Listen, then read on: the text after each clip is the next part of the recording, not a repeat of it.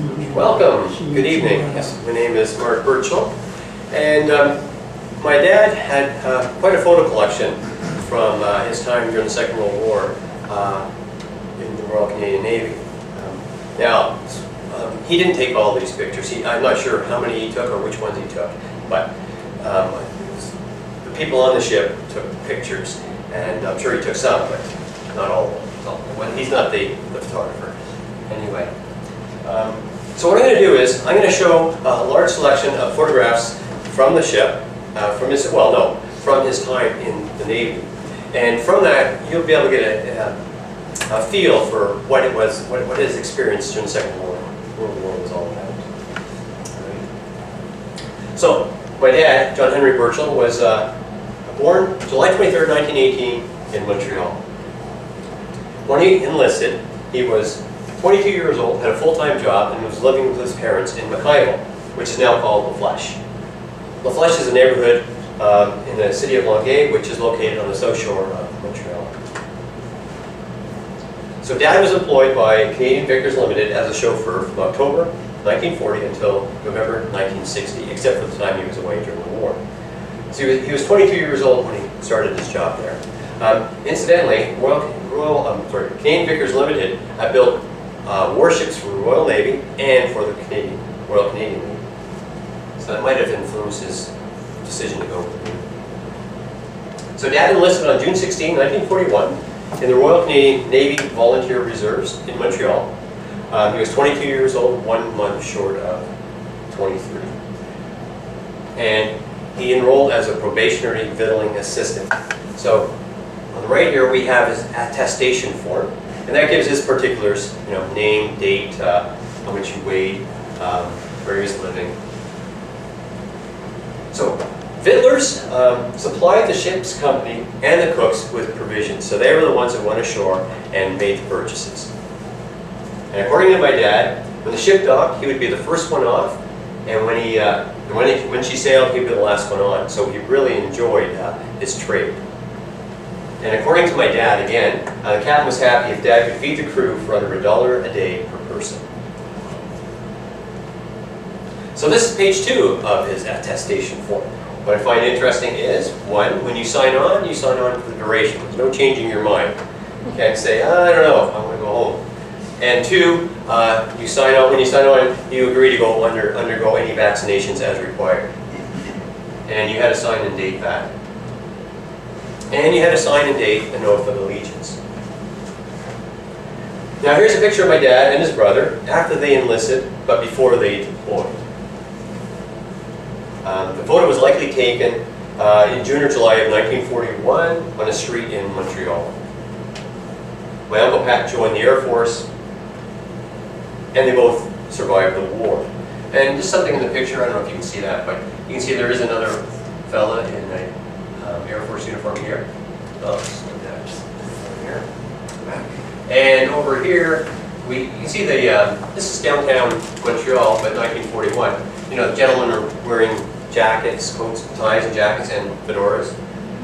Just normal for the time. So this is my dad's naval and active service record. So I just point that out. So when he signed on, he was with Montreal Division, probationary victualling assistant, and he signed on 16 June 41, and he was with the Montreal Division until 27 August 1941. So he was still living at home until end of August. Then he was off to Naden and Givenchy, which are both on the west coast. Then he was in Stadacona, but only for a couple of days. Stadacona is in Halifax. Then he was at Avalon. Avalon, he was there for, I think, 10 months, and that's in St. John's, Newfoundland. And then he joined his first ship, Rescue's first and only ship, and that was about just a little over a year after he enlisted. He was on his first ship, and he spent 10 months on Rescue's ship.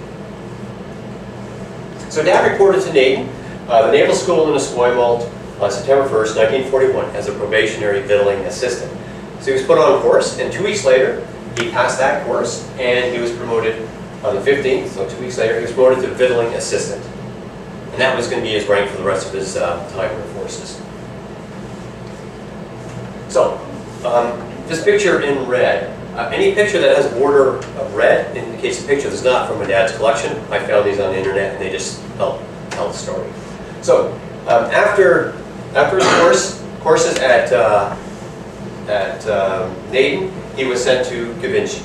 So I was assigned to HMCS Givenchy, 16 October to 14 December 1941, so 2 months in Givenchy. Now, HMCS Givenchy was a shore establishment at the Esquimalt dockyard.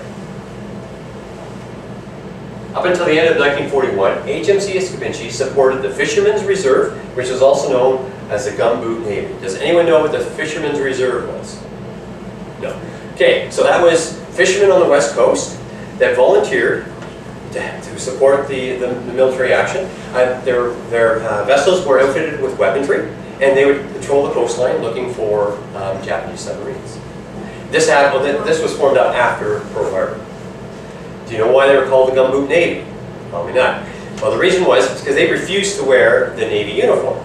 They agreed to wear the Navy cap, but they kept the rest of their sailor or fisherman outfit, which included gumboot gumboots. So that's why they're called the Gumboot Navy. And they are infamously known because they are the ones that, after Pearl Harbor, they rounded up the Canadian Japanese fishermen and their boats. All right, that was the Fishermen's Reserve that did that. All right. Now this is a letter that my dad wrote to his parents on November 6th while he was stationed at Givenchy. So, I passed my exams and will receive a raise in pay. I will also receive some back pay, and as soon as I get it, I will send you as much as I can. I will probably get it with my pay at the end of the month. I will make out another allotment on the 1st of December for another $15, so that will make $30 a month for you. And you also asked if I was on the ship. No, Mom, I am not on ship, although it is very easy to get on one, as there is a new ship every week out here. But I think I would rather stay here for the winter, at least for another 2 months anyway, as it is not so cold here. In fact, I haven't worn an overcoat yet. So this is November, Victoria. Victoria is temperate, right? So very likely he wouldn't be wearing a jacket in November. However, he's from Montreal, right? So November, Montreal is very cold. Even around here, Toronto, very cold. So I can see why he wants to stay out there. So he wanted 2 months. He got six weeks. So on December 15th, he was sent to Stadacona, which is in shore establishment in Halifax. But he was only there for a couple of days, just enough time to have this ID card issued to him. I think he was there for 2 days or so. And then he was sent off to HMCS Avalon, which is in Newfoundland. So Dad joined HMCS Avalon, which is a shore establishment located in St. John's, Newfoundland, on December, and stayed there until September 21st. So he was there for 9 months at Avalon. Now this is an aerial view of Avalon, and we can see this is HMCS Avalon, shore establishment in the foreground. It's still under construction, and this is St. John's Harbor in the background, and you can see some ships in the harbor. So HMCS Avalon became one of the most important Royal Canadian Navy bases, second only to Halifax. So the convoys would form up in Halifax. The mid-ocean escort forces would be stationed up here in Avalon, or in St. John's Harbor. So that's why it was very important. Now these are going to be some pictures of St. John's Harbor while my dad was stationed there. So my dad is the one on the right with no shirt on, and a couple of his buddies. They're on a harbor auxiliary craft. Now this is the harbor. You can see along here we have minor war vessels, so corvettes or minesweeps. I want to point out this ship right here. This here is HMCS Brandon, you can tell by the pennant number. That is a Canadian corvette. But this one right here, that's called HMCS Avalon 2. So the shore base was Avalon. This ship is Avalon 2. And I mean, the base was still under construction. They had no barracks. So they brought in this former Great Lakes steamer SS Georgian, and they made it a floating barracks. And it actually, after the shore barracks were built, they kept this here as a floating barracks. And that's where my dad was for his 9 months at Avalon. He stayed on this floating barracks. And I don't know if I should tell you why I know that, but the reason I know that is from his service record. And I guess while he was at Avalon, he got into a fight. And he got thrown into detention. And it showed on there that he was stationed at Avalon 2. See, Mark. What? Question there. Yes. Newfoundland wasn't part of Canada, yet it's a Canadian Navy that's there. That's right. Yep. Because Newfoundland only became part of Canada in '49. That's right. Yep.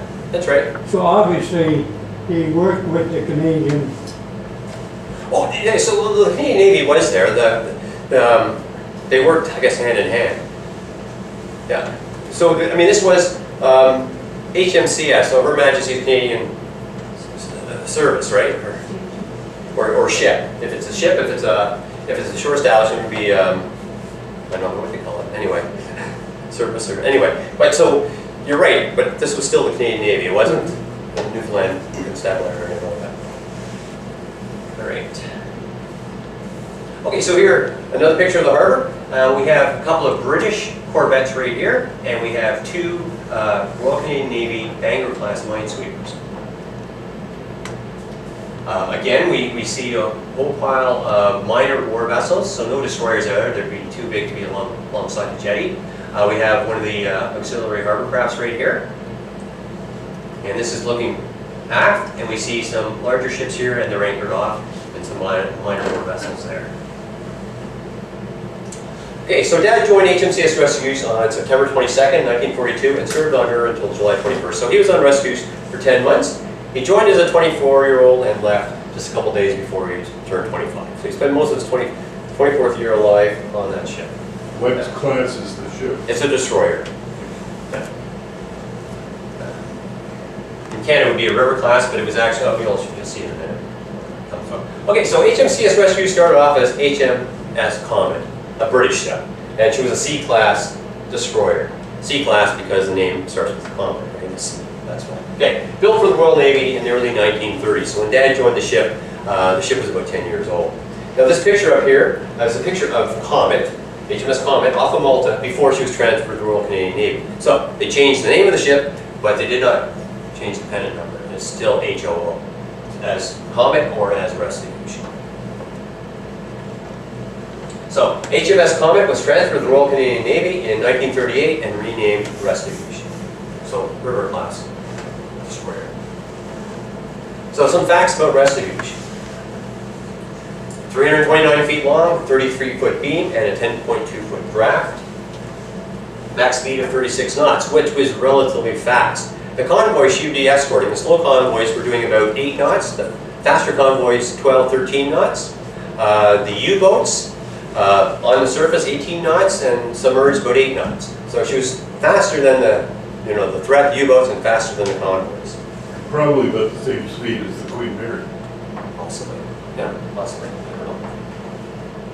don't know. She had a complement of 10 officers and 171 crew.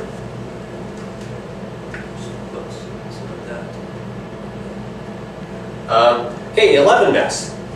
This is the mess for the storesmen and the victuallers. The messes are numbered. The bow would be one mess would be in the bow, and as you get closer to the stern, 11 mess would be closer to the stern of the ship. So all messes feel the effects of the rolling, but the ones near the bow would feel the effects of the pitching. So 11 mess was relatively a good mess to be in. You wouldn't feel the effects of the pitch so much. So the mess here, this is where they'd be eating and sleeping. So they'd be eating at this table. You can see back here, they have some bedrolls. So that's their bedding, so it's probably taken during the daytime.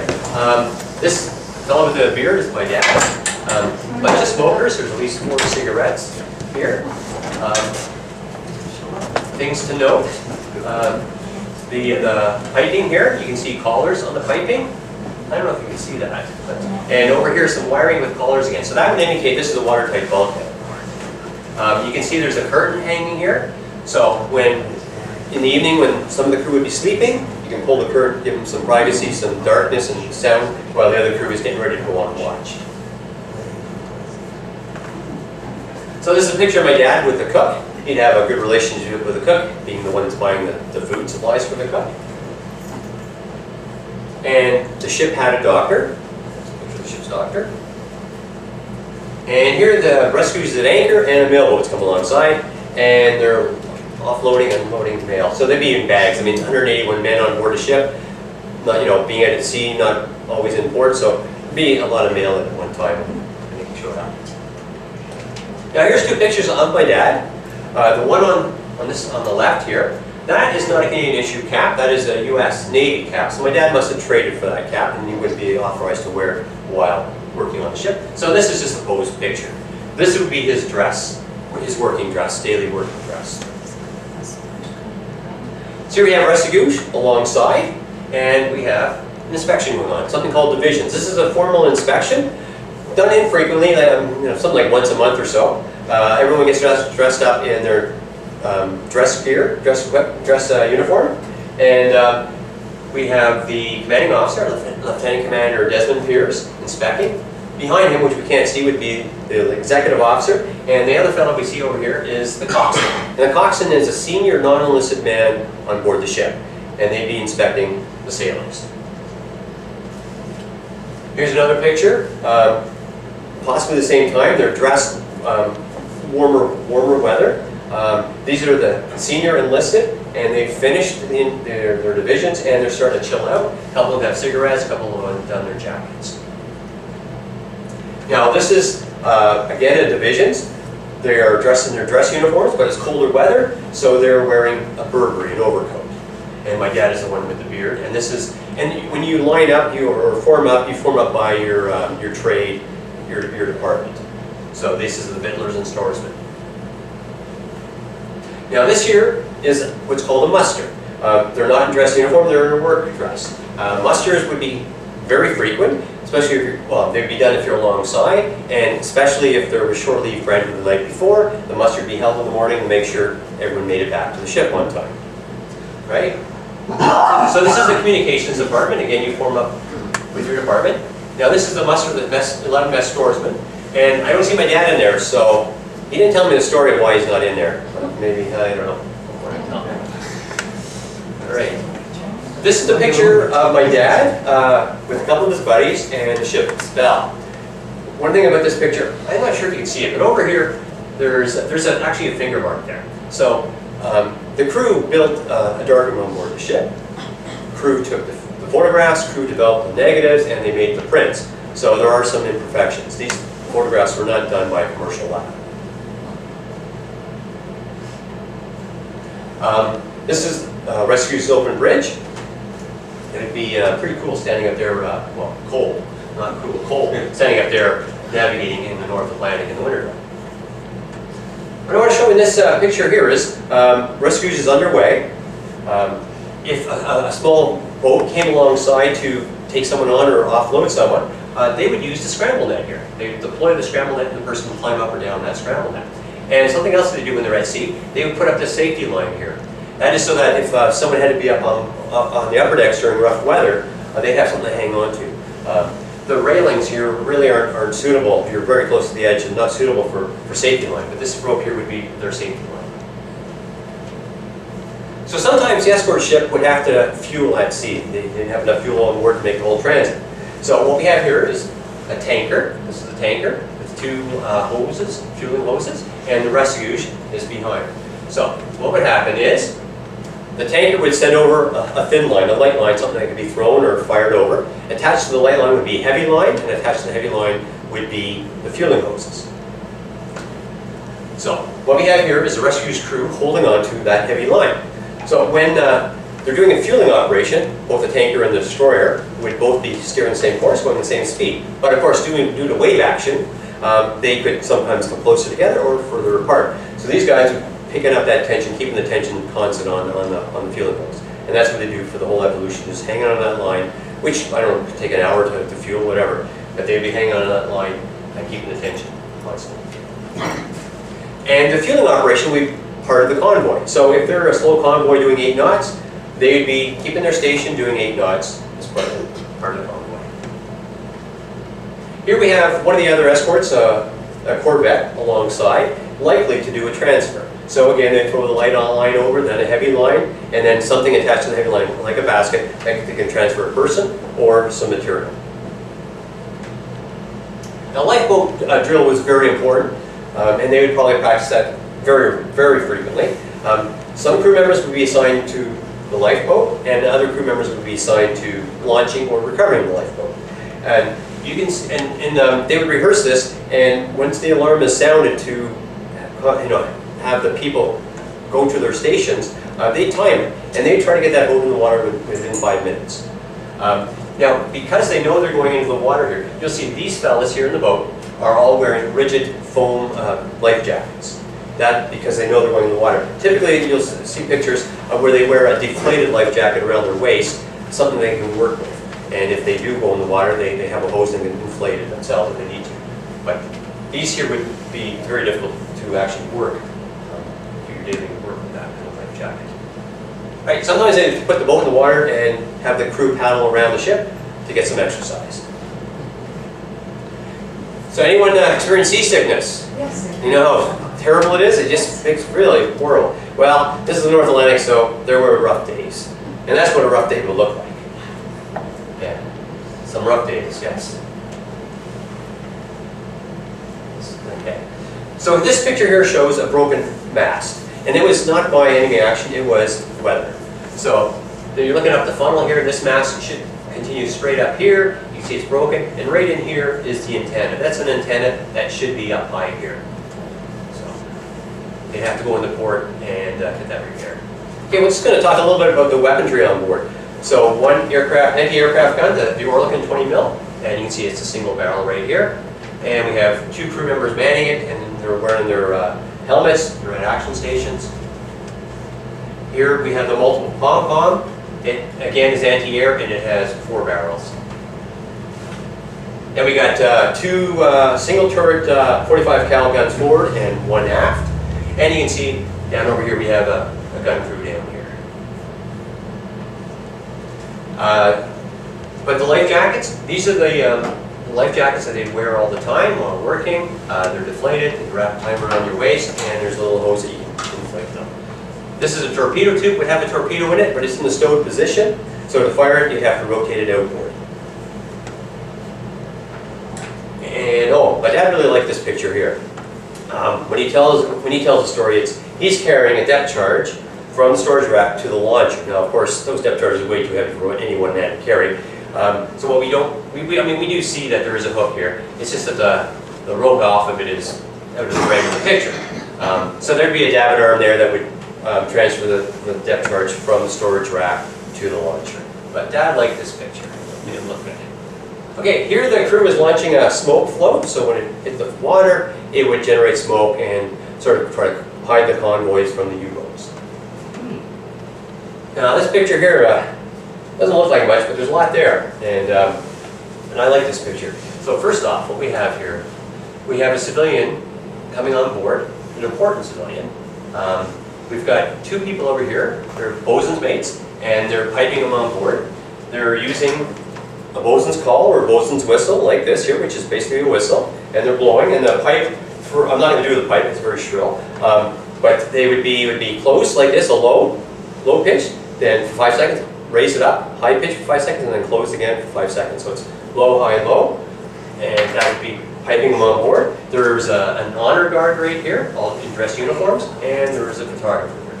We can see that there's snow on the ground, and she's alongside. Well, I think actually, alongside her, I think she's at anchor. The reason I say she's at anchor is because he's coming off another boat, not off a jet. Let's see, there's water there, so it looks like he's coming off a boat. So looks like rescue is probably at anchor. And I think this picture is following that, and I think that gentleman coming on board is right here. There's a couple of senior officers here. You can tell by the gold braid here and a lot of gold on their shoulders. There's another one over here. So they're not stationed on that ship. They would be guests. And it's quite possible. There's a wreath here. I'm thinking I don't know for sure, but I'm thinking it could be a Remembrance Day ceremony. I did check. They were in Londonderry. They arrived in Londonderry, Ireland, North Ireland, on the 10th of November. They were alongside in port on the 11th. So I'm thinking that's 11th of November 1942. They're doing a Remembrance Day ceremony, but I don't know for sure. I do know this is Easter Mass, Sunday, April 25th, 1943, while on escort duty. And you can see, so they are at sea, you can see, and there's a safety line there. They wouldn't have a priest on board. One of the officers would take on that role and perform the service. So there would be no blessing of the wine and host and anything like that. Just be reading the service and saying the prayers and singing some songs and hymns. Okay, so every crew member has 2 jobs. Their trade. So in my dad's case, he was a victualling assistant. and their job when at action stations or on watch. So examples of being on watch would be upper deck lookouts, in the wheelhouse, or part of a gun crew. At action stations, my dad was part of a gun crew. So here's a picture of lookout on watch. Looks like he's wearing some wet weather gear, so it looks like it might be pretty miserable out there. So wartime steaming, the crew watches would be 1 and 2, referred to as port watch and starboard watch. Half the crew would be on watch, the other half would be working, eating, or sleeping. So when my dad wasn't on watch, he'd be working as a building assistant or eating or sleeping.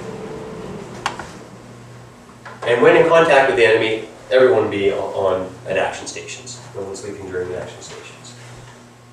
So, Restigouche was a member of the Mid-Ocean Escort Force. Specifically, she was part of Escort Force Charlie 4. The C Charlie indicated a Canadian-led escort force. Now, I just want to mention, there's a phonetic alphabet, and so I called it the C Charlie. During the Second World War, each country had their own phonetic alphabet. Now, there was some overlap, but they weren't identical. And even within a country, within the service, the Navy, Army, Air Force, each had their own phonetic alphabet. There was overlap again, but they weren't the same. So I do know that during World War II, the Navy did not call C Charlie. But they weren't, the phonetic alphabet wasn't formalized or standardized until 1956 it is. And I'm going to refer to the 1956 standardized phonetic alphabet in my presentation. I won't confuse myself, because that's what I'm familiar with. All right, so the group, the escort group could include a destroyer, or another destroyer, like 2 destroyers, and as well as 4 to 6 corvettes and a rescue boat. So what I want to show you in this picture here, we have Halifax down over here. So this is where the convoys would form up. And the convoys would be escorted by a Western local escort force up into this area here, where the Mid-Ocean Escorts, which Restigouche was part of, would leave St. John's and take over responsibility for the convoy, and then they would escort the convoy across the ocean and over here. And the escorts, Mid-Ocean Escorts, would leave and head into Londonderry, North Ireland, and the convoy would carry on into Liverpool. Now, you can see there's a dashed line over here. So to the left or west of that line, the convoys would be protected by some Allied air cover. And over here, to the right or east of that line, again, the convoys would have some Allied air cover protection.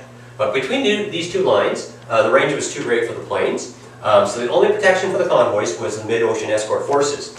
So this is the danger zone, and this is where the U-boats would be waiting for the convoys.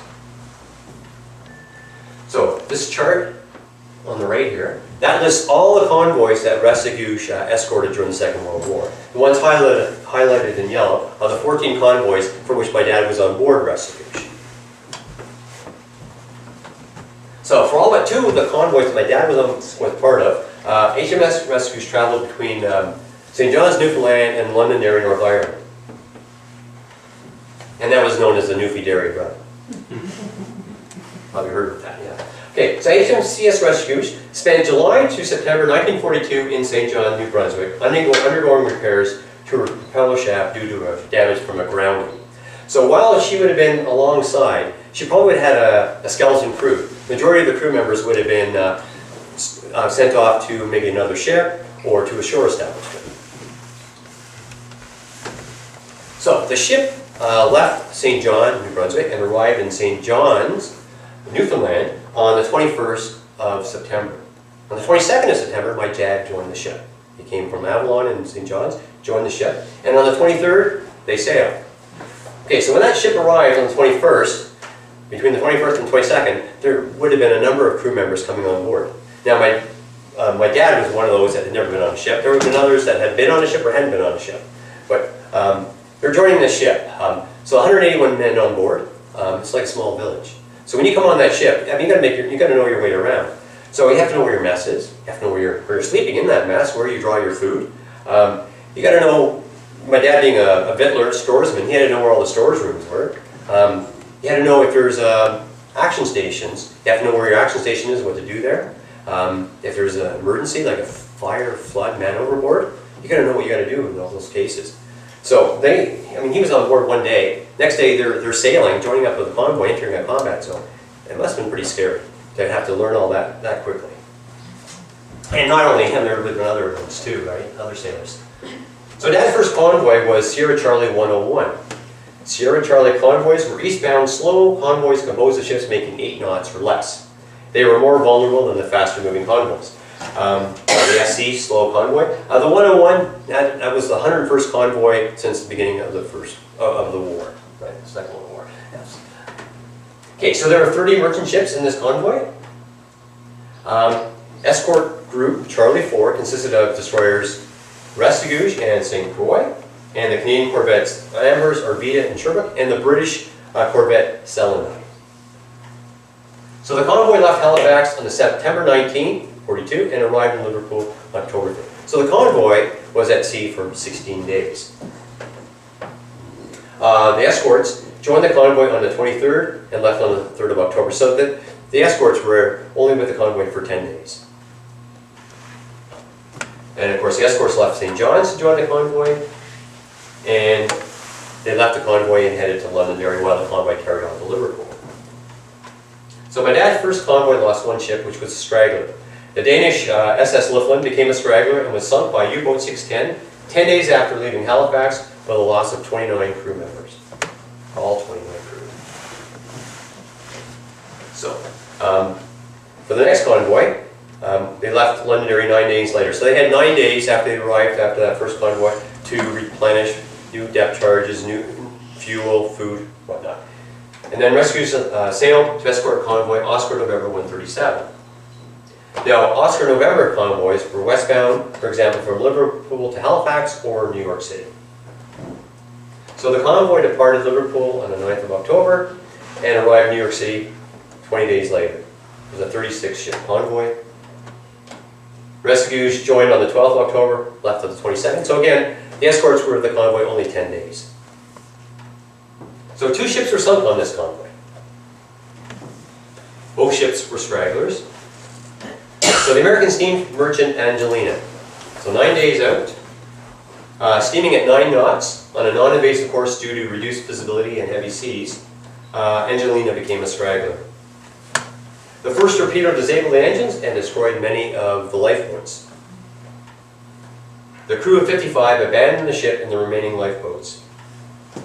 About 40 minutes later, the second torpedo struck the magazine and the violent explosion swamped some of the lifeboats. So may ask why. I mean, Angelina had just been to Liverpool, offloaded her cargo. Why would she have ammunition? Well, the reason is because she was an armed merchant ship. She had a gun and a gun crew. And so the ammunition that was in the magazine was for her gun. So 5 hours later, the British rescue ship Barry rescued 8 men from the crew of 55. So what had happened when, I guess when she exploded, one of the escorts, she wasn't that far away from the convoy, one of the escorts, Arvida, actually saw what happened, saw, I guess, the smoke in the distance, notified the convoy commander, which had been the CO of Restigouche, and CO Restigouche dispatched the convoy rescue ship, which was the Barry, to go back and pick up survivors, and that way 8 men were rescued. Now, with this SS Steel Navigator, she was also a member of the convoy, and she was heading for New York City with a cargo of 2,000 tons of sand ballast. So she got to Liverpool, offloaded all her cargo, which she would have been light, high in the water, very unstable. So they put sand ballast, 2,000 tons of sand ballast, and bring her down in the water, make her more stable, more seaworthy, better for the crew to sail, right? So 8 days in, they found themselves in heavy fog, and the captain was afraid of colliding with other ships and decided to leave the convoy. 2 days of heavy seas caused the sand ballast to shift. So the ship was listing at 40 degrees. Can you imagine 40 degrees on the ship? I mean, when you're walking down the flats, the hallway, I mean, it would be just as easy to walk on the bulkhead, the wall, as it would be on the flat, or on the deck, the floor, right? Very uncomfortable. Can you imagine? That'd be horrible. Okay, so what do? They go down there and they shift the cargo by hand. It took them 3 days, and they get down to 12 degrees. It was more manageable, but a lot of shoveling sand. 55, oh, I can't remember. Anyway, so the next day, the ship was struck by a torpedo from U-boat 610.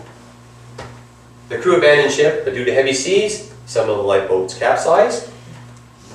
So after spending 7 days at sea in the North Atlantic, during the month of October, from a crew of 55, there were 16 survivors rescued by the ship, the destroyer HMS Decoy. So 16 survivors. And incidentally, about 6 months later, in April 43, HMS Decoy is gifted to the Royal Canadian Navy and renamed HMCS Huronia.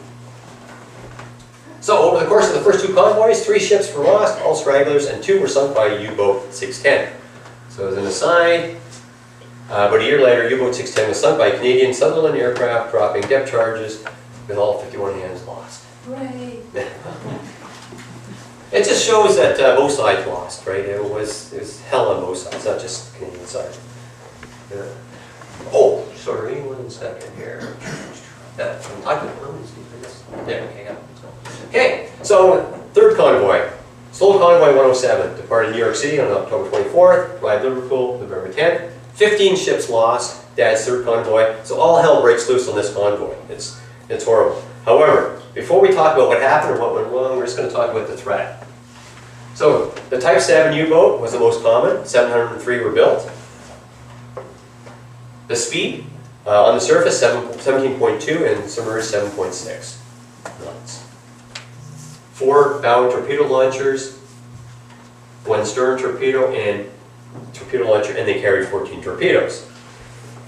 Now what we have here is a picture of a submerged U-boat, or not a U-boat at periscope depth. So they had 2 periscopes. The forward one, the one on the left, is the attack, and the other one's the observation. You can see by the wake that she's traveling to the left. And if you're looking for these periscopes, what you're looking for would be the wake, which is not hard to see when the seas are flying. But if you got white caps out there, it'd be very difficult to see the wake of the periscopes. But that's what they're looking for. Okay, so the U-boat must be surface or at periscope depth in order to fire a torpedo.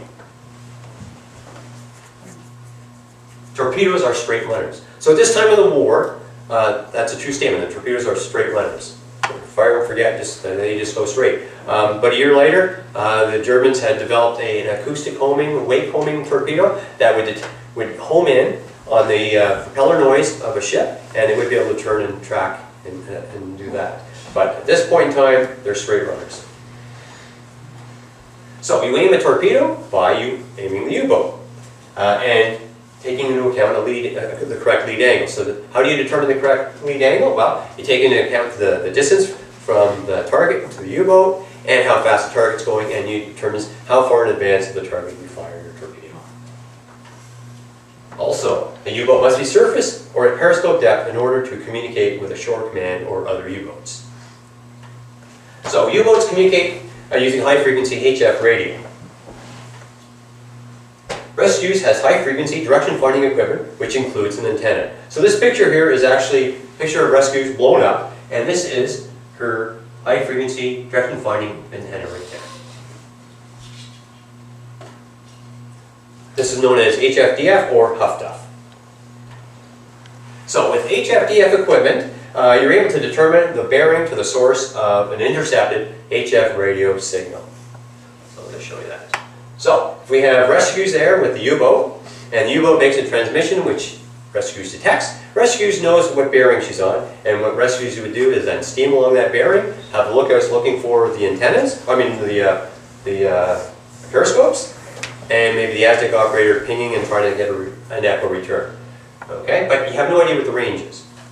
However, if you got a couple other ships in your convoy that have this HFDF equipment, you'll all have a bearing line. Now these bearing lines will never intersect at a single point. They intersect at a triangle, which means that the U-boat is likely in that triangle. So then what you do is you dispatch one of the escorts to that triangle where they drop a pattern of depth charges.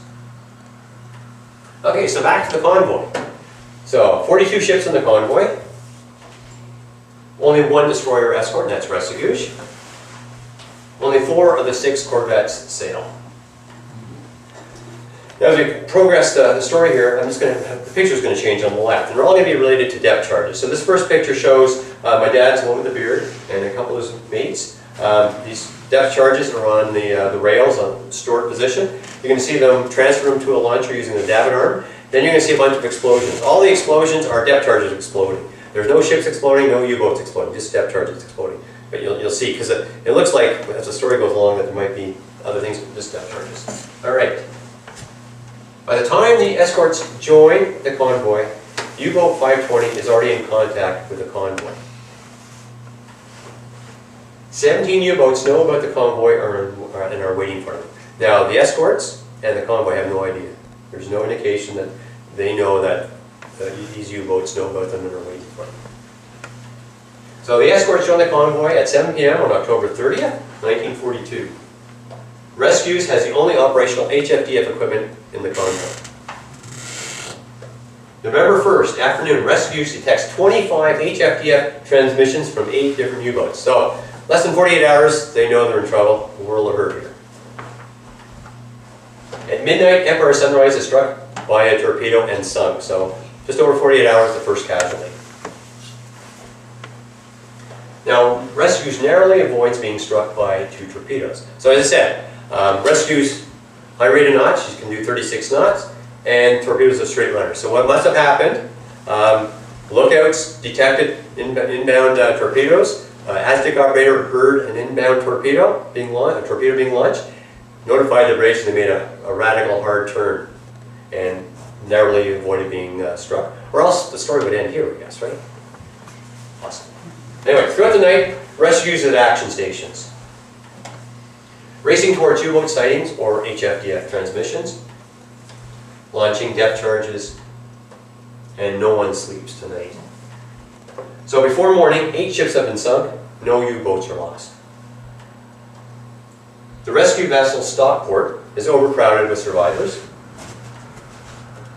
The next day, afternoon of November 2nd, U-boat 522 sinks the Greek freighter Parthenon.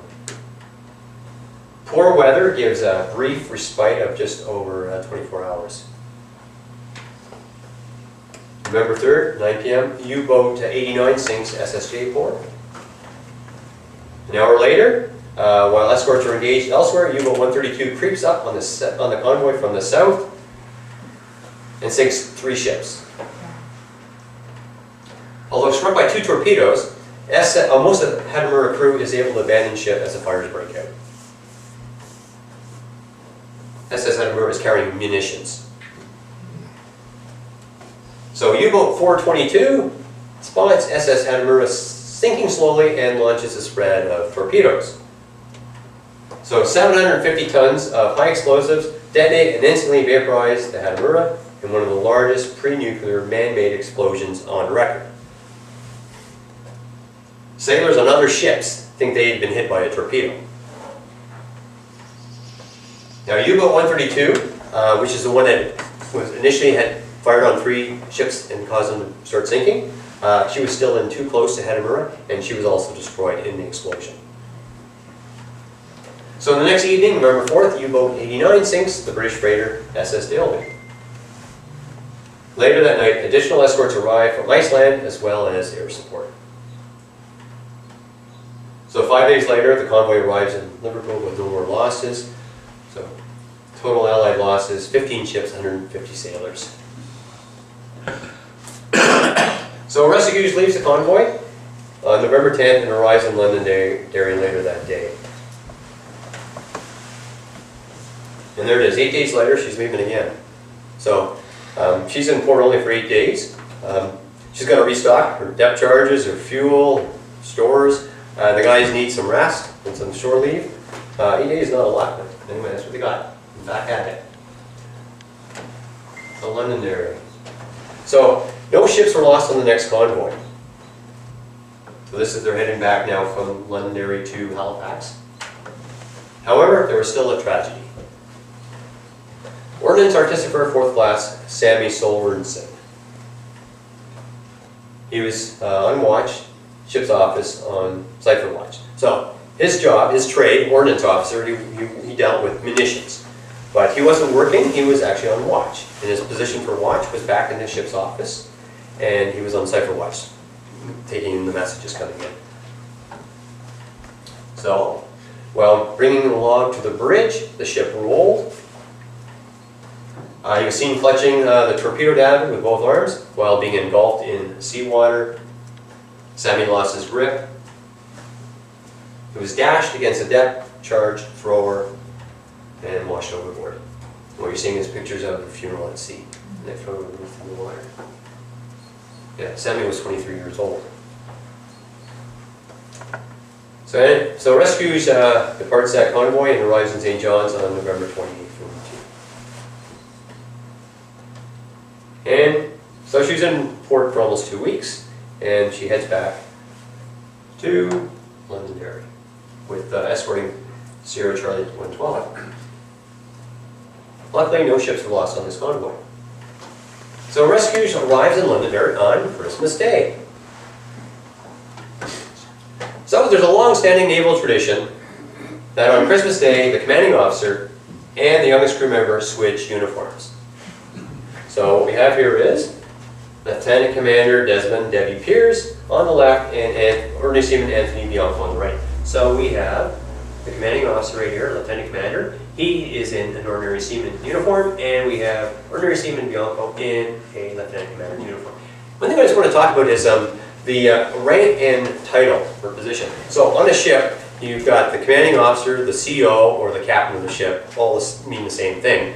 But depending on the size of the ship, it determines the rank. So for a destroyer in the Second World War, Lieutenant Commander was in charge of the destroyer. But if it was a battleship, it could be an admiral, a commodore, Navy captain. So that's what we have here. Anyway, one thing we see here is bosun's call. There it is, right here. So the bosun, the ordinary seaman, would have a bosun's call. And my dad is joining the picture in this one. So Anthony Bianco joined the Royal Canadian Navy, or Volunteer Reserves, on April 21st, age of 17. He turned 18 on October 23rd, and as a birthday gift, he was posted to Restigouche. So he joined Restigouche on the 22nd of October, and he was honored for almost a year, until October 7th, 1943. And he was promoted to able seaman while on Restigouche. So we have another person join, and that is the coxswain. He's the most senior non-commissioned member on board. He'd be a chief, and he's wearing an ordinary seaman uniform as well. And you can see the executive officer, the commanding officer, blowing the bosun's call, making a pipe. So able seaman Bianco, after he left Restigouche, he had a couple months off, and he joined Athabascan on January 5th, 1944. He left Restigouche early October. Athabascan was torpedoed and sunk on October 29th, 1944. Able seaman Bianco was reported missing and presumed drowned. So 16 months after this picture was taken, he was dead. 19 years old. This letter was sent to his dad to inform him of his passing. And even further sad news is that able seaman Bianco had a brother who joined the Army and who was also killed in action. So his dad would receive 2 of these letters.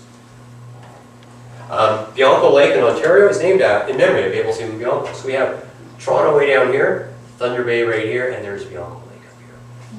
So if you're ever up there and wondering the story behind Bianco Lake, now you know.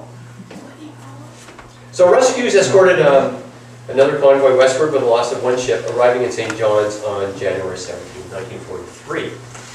So this is a picture of my dad in St. John's storing the ship. So it's sometime between 17 and 27 January, because on the 27th they left to escort another convoy. Now, we can see he's on a ship, he's on a boat, about the Restigouche. So it shows that Restigouche is at anchor, and to get the supplies out to the Restigouche, they had to load them onto another ship. And that's what they're doing. They're offloading them from this boat onto the Restigouche. And if you read the packaging, it says Canadian Packers. So I'm thinking it's probably meat. Yeah. So this is HMCS Matapedia. So it's a Flower class corvette. So it was one of the corvettes, and she was part of the Western Local Escort Forces. So she escorted the convoys from Halifax to near St. John's, where the mid-ocean escort forces would take over.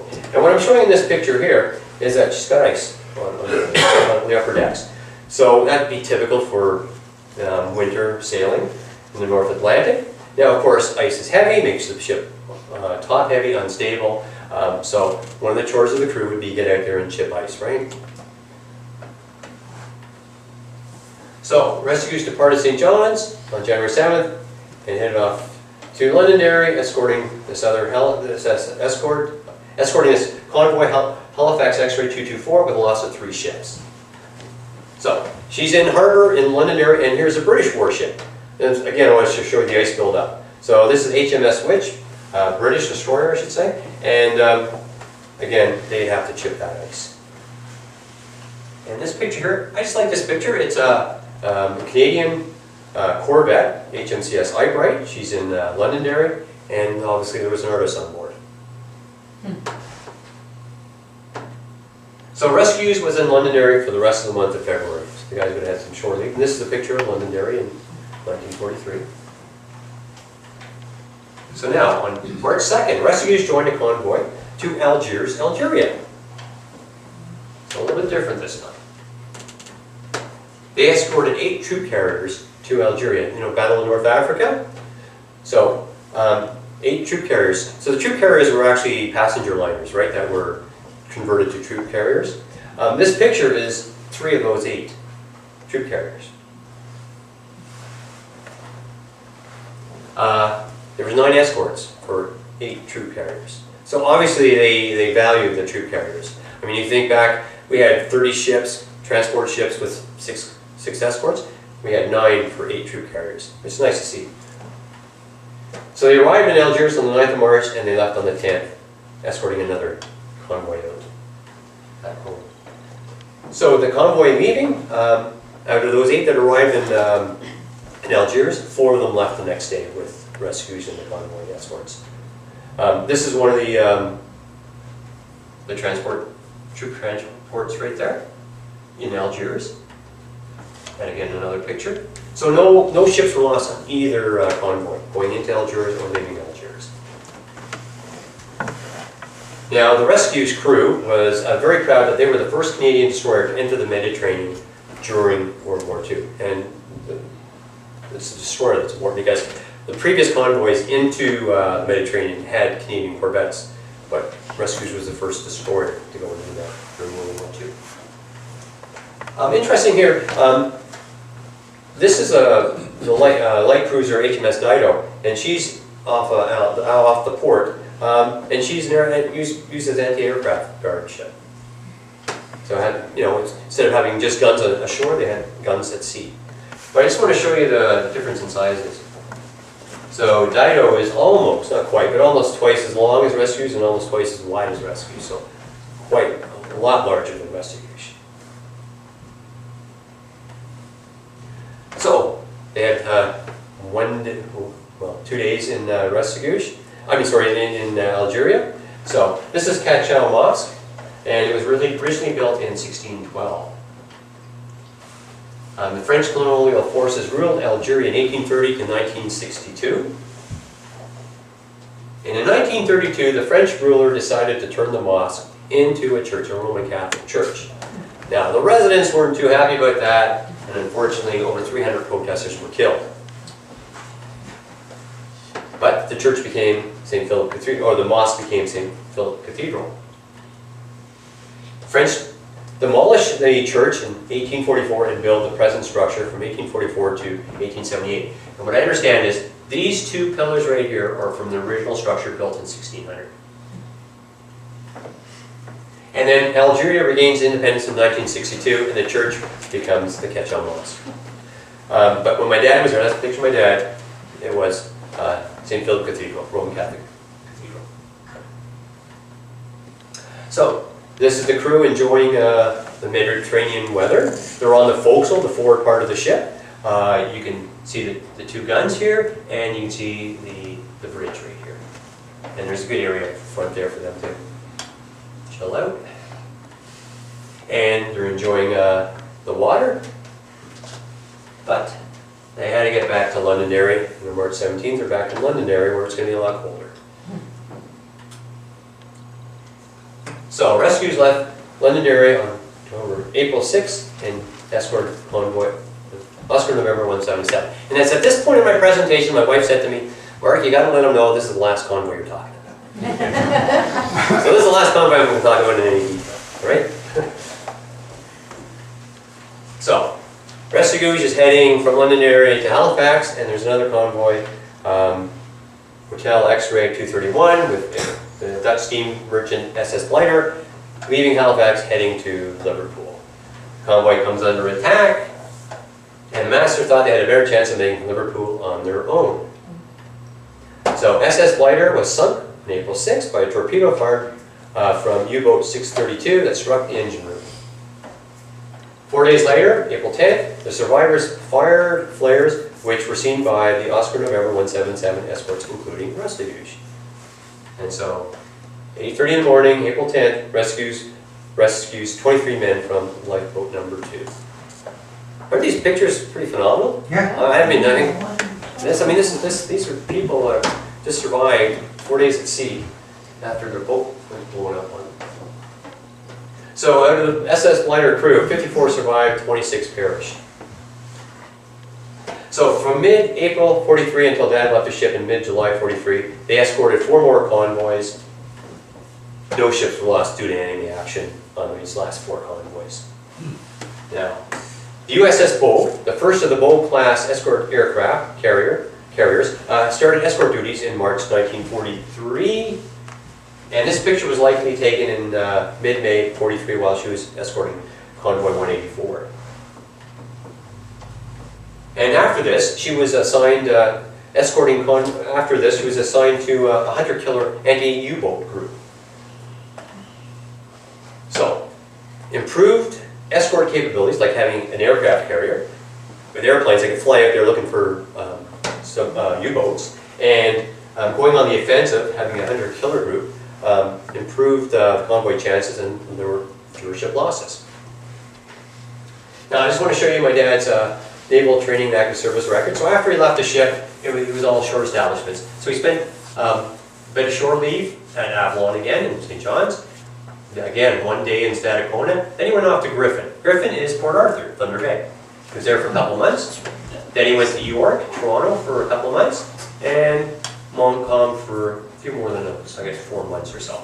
Anyway, he was discharged on the 23rd of November, 1945. What I find interesting, I didn't know this, everyone that was discharged from the military were given a plain clothes gratuity of $100. And that was for them to buy civilian clothes. Yep, there you go. Now, I just want to go through my dad's medals.